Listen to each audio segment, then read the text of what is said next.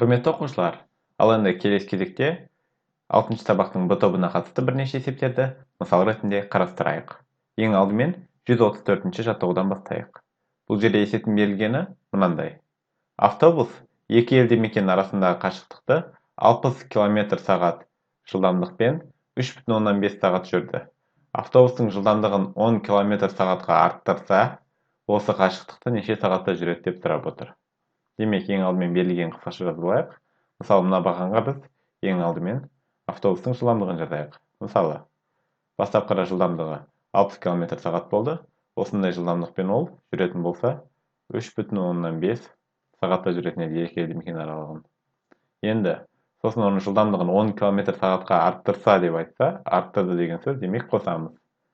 60 қосу 10, ол осы елді мекен арасын неше сағатта жүргенін сұрап отыр. Яғни, x сағат. Бізде қанша екені белгісіз. Түсінікті, жылдамдық артатын болса, уақыт кемиді. Яғни, кері пропорционал шамалар. Демек, бұларды қатынас арқылы жазатын болсақ, яғни кері пропорционалды шамалары пропорция ретінде жазып көрейік. y1-дің орнында 60 тұр, ал y2-ның орнында 60 қосылған 10 тұр. Тең болады. Жоғарға x2-ні жазуымыз керек. Бізде x2-ның орнында x тұр. Ал төменге x1-ді. x1-дің орнында 3,5 тұр.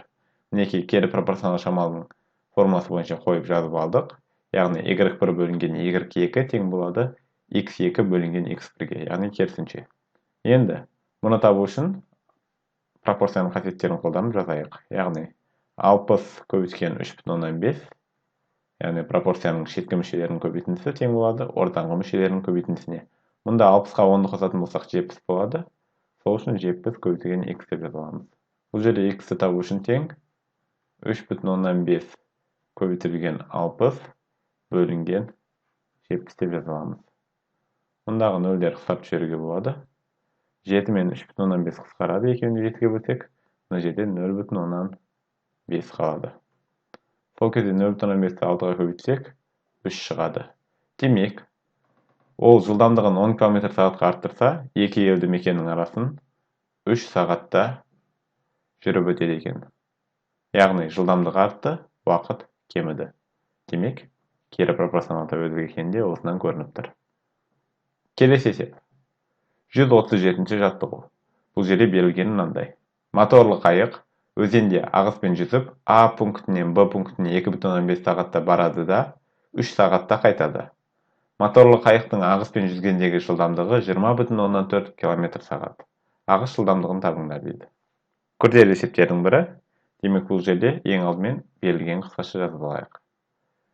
Бірінші, ағыспен барады, мысалы 2,5 сағатта баратыны белгілі.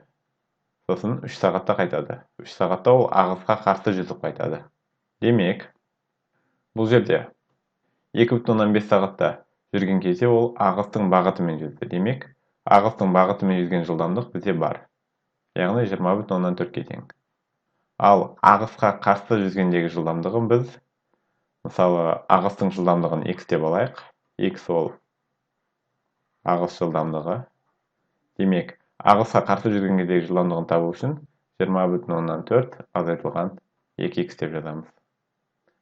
Өйткені, мына жерде мысал үшін, бұл жерде енді кішкене түсініксіздеу болуы мүмкін. Яғни, бұл жерде 20,4 азайтылған 2x не үшін жазғанымызды енді түсіндірейін.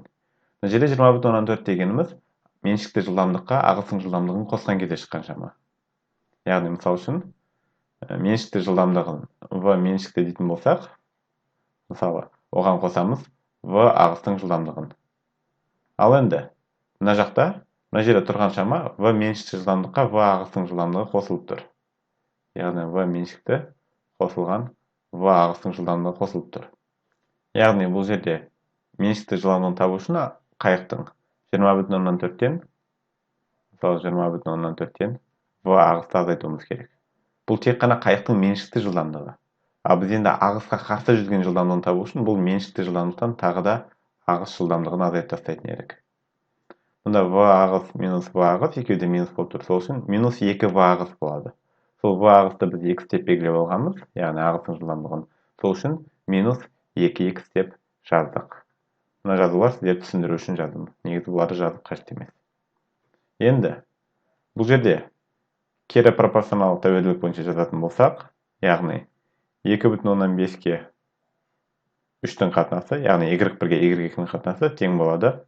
Енді x2-ке x1-дің қатынасы ретінде жазамыз. x2 деп отырғанымыз бұл жерде 20,4 азайтылған 2x, ал x1 деп отырғанымыз 20,4-ке тең. Енді пропорцияның қасиетін қолданып жазып шығайық. Яғни 2,5 көбейтілген 20,4, яғни шеткі мүшелердің көбейтіндісі тең болады. Ортаңғы мүшелердің көбейтіндісіне 3 көбейту 20,4 азайтылған 2x-ға. 2,5-ті 20,4-ке көбейтсек, мына жақта 51 шығады, тең болады. Егер 3-ті 20,4-ке көбейтетін болсақ, яғни келесі шақшаны ашу үшін, бұл жерде 61,2 қалады, азайтылған 3-те 2x-ға көбейтсек 6x болады. Енді 6x-ті теңдіктің мына жағына, ал 51-ді керісінше келесі жаққа өткізейік. Сонда 6x-дің таңбасы оң болып кетеді, тең болады.